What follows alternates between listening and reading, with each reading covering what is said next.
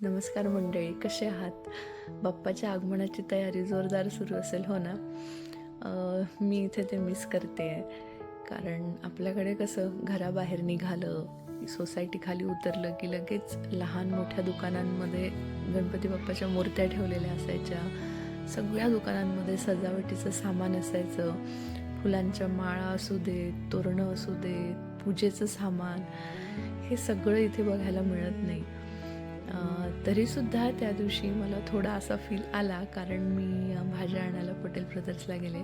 तिथे गणपती बाप्पाच्या खूप सुरेख मूर्त्या होत्या.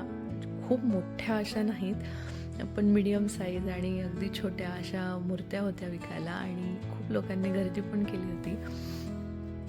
तर तिथले मी फोटोज आणि व्हिडिओज काढले. ते आत्ता असंच बघत असताना मला वाटलं की तुमच्याशी ही गोष्ट शेअर करावी. तुम्ही तिथे आहात, एन्जॉय करू शकता. आपण म्हणतो ना, आपल्याजवळ नसेल तेव्हा त्या वस्तूची किंमत कळते, तसंच झालं आहे. तिथे तो जो माहोल असतो तो आता इथे नाही आहे. तुम्ही तिथे आहात, सो एन्जॉय करा, मज्जा करा आणि मोदक खा.